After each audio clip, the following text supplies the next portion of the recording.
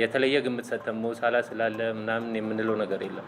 አሸንፍ የኢትዮጵያ ብሔራዊ ቡድን አያሸንፍ 800 ምናምን ቀን በኋላ ነው ያሸንፍ። ደምሴ ዳምጤ ዳኙ ገላግሌ ሲል ሴካፋ 81 ላይ ይገላግለናል ሲል አሁን ህዝቡ ዝም ቢል ይሻላል ይጨነቃል ይላል እኮ ላይቭ ላይ እኮ ህዝቡ ዝም ቢል ይሻላል ይጨነቃል ይልሻል። ግራውን አሳይቶ በቀኝ ቀኙን አሳይቶ በግራ ይላል ሰጠ ይልሻል።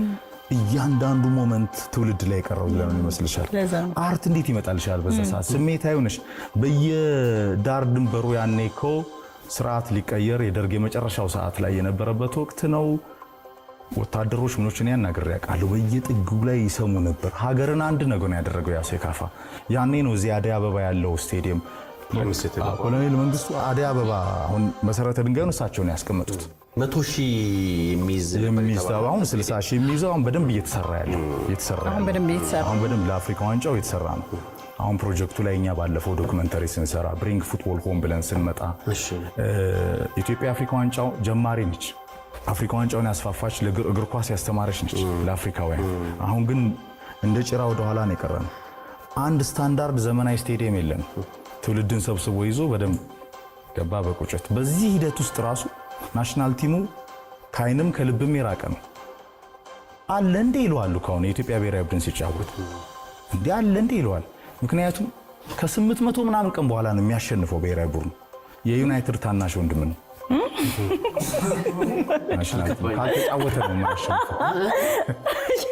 ያስተርጉምልና እና አይሸንፍም ማወቅ አለብኛ።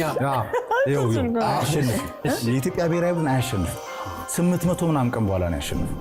የስፖርት ጋዜጠኛው ኤፍሬም የማነ ስለ ኢትዮጵያ ብሔራዊ ቡድን የሰጠው አወዛጋቢ አስተያየት ይቅርታን የፈለገው የኢትዮጵያ ስፖርት ፌዴሬሽን የሁለቱ አካላት ወደ ክስ ያመራው ሁነትም በመረጃ ሰዓታችን እናስደምጣችሁ ነው። በእውቀት ተደግፎ ስለ ኳስ ተጫዋቾቹ በቂ መረጃ በመያዝና በቂ ትንታኔ በመስጠት አንዳንዴ በተረባዎቹ የሚታወቀው በስፖርቱ አፍቃሪያን ዘንድም ተወዳጅነትን ያተረፈው ጋዜጠኛው ከሰሞኑን ከግብጽ ጋር በሞሮኮ ዛውል ስቴዲየም ለሚያደርጉት ጨዋታ በዝግጅት ላይ የሚገኙትን የኢትዮጵያ ብሔራዊ ቡድን ዋሊያዎቹ ላይ በሰጠው አስተያየት ጋዜጠኛው ኤፍሬም የማነ ከባድ ተቃውሞም የገጠመው። ኤፍሬም የማነ ትሪቡን ስፖርት ላይም በሚሰጣቸው ትንታኔዎቹ አድናቆትን ያትርፍ እንጂ በአሁኑ ስለ ኢትዮጵያ ብሔራዊ ቡድን በሰጠው አስተያየት ከባድ ክስ እንደሚጠብቀውም አድምጠናል። በጉዳዩ ዙሪያም በጋዜጠኛው ላይ የኢትዮጵያ ፕሮፌሽናል ፉትቦለርስ አሶሲዬሽንም ክስ መክፈቱንም እየሰማ ነው።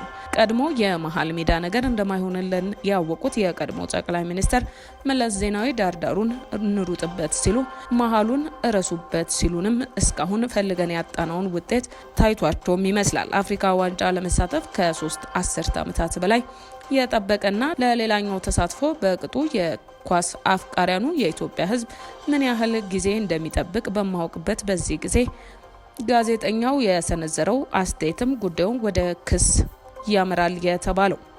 እኛም ታዲያ በዝርዝር መረጃ ሰዓታችን ይህንን ጉዳይ አጠናክረን ልናደርሳችሁ ነው። ሰላም ጤና ይስጥልን የተወደዳችሁ የፌሽታ ሚዲያ ተከታታዮቻችን፣ በያላችሁበት የበዛ ሰላም ለእናንተ ውድ ተከታታዮቻችን ይሁን ያልን ሰሞነኛና ወቅታዊ መረጃዎችን ይዘምተናል። እናንተም ለቻናላችን አዲስ ከሆናችሁ ቻናላችንን ሰብስክራይብ እንዲሁም የደውል ምልክቷን በመጫን ዘላቂውን ቤተሰብነትን ከኛ ጋር እየመስርቱ ትኩስ ፈጣን መረጃዎችን በፍጥነት እንዲደርሱ ያደርጉ ያለን ወደ ዛሬ መረጃችን አለፍን። ወደ ዛሬ መረጃችን ስናልፍ ጋዜጠኛውን የኢትዮጵያ ብሔራዊ ቡድን አይሸነፍም የሚያሸንፈውም ካልተጫወተ ነው ብለ ተጫዋቾቹንና አሰልጣኞችን ዘልፈሃል፣ ስለዚህም ይቅርታ ካልጠየቅ ወደ ሕግ እንሄዳለን ሲሉም ጉዳዩን ለጋዜጠኛ ኤፍሬም የማነ ይድረስ ሲሉ አድርሰዋል። በሙያችን ላይ ያደረከው ከፍተኛ የስነ ምግባር ጥሰት በአስቸኳይ ማስተካከያ እንድታደርግ ስለመጠየቅም ነው ሲሉ ነው ያደረሱት። እንደሚታወቀው የኢትዮጵያ ብሔራዊ ቡድን ከግብጽና ጅቡቲ ጋር ላለብን የዓለም ዋንጫ የማጣሪያ ጨዋታ ለማድረግም በሞሮኮ ሀገር በዝግጅት ላይ እንደሆነም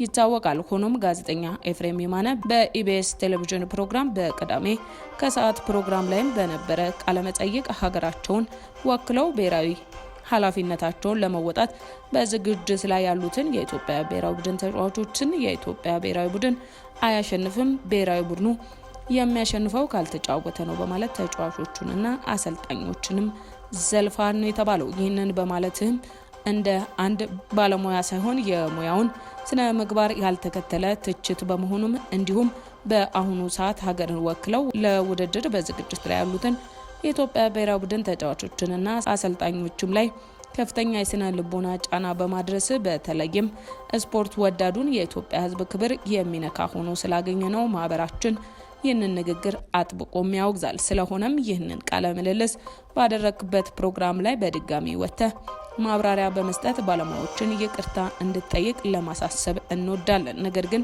ይህ ሳይሆን ቢቀር በማህበራችን አባላቶች ላይ ላደረስከው የሞራል ጥሰትም በቀጣይ ህጋዊ እርምጃ ልንወስድ እንገደዳለን ሲልም የኢትዮጵያ ፕሮፌሽናል ፉትቦለር አሶሲዬሽን ለጋዜጠኛ ኤፍሬም የማነ ይድረስልኝ ባለው በግልባጩም ኤፍሬም የማነ እንዲህ ሲል ምላሹንም ሰጥቷል።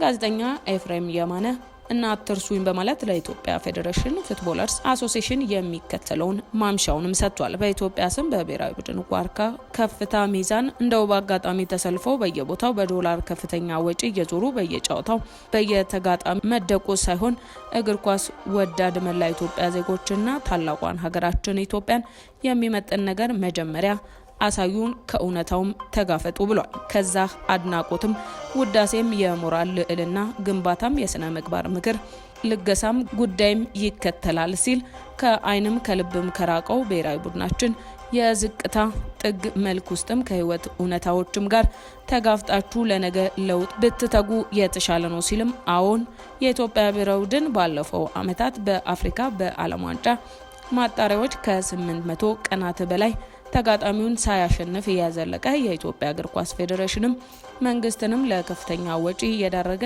ሜዳ እየተከራየ በስደት የሚጫወት በየተጋጣሚው በየጨዋታ የሚሸነፍ ከሁሉም ማጣሪያዎች በጊዜ የተባረረ ደረጃ መዳቢ ካልተጫወተ ብቻ የሚያሸንፍ ከህዝብ አይንም ልብም የራቀ ነው። ይህ ነው እውነታው አይደለም የሚል ካለ የስቱዲዮ በራችን ክፍት ነው።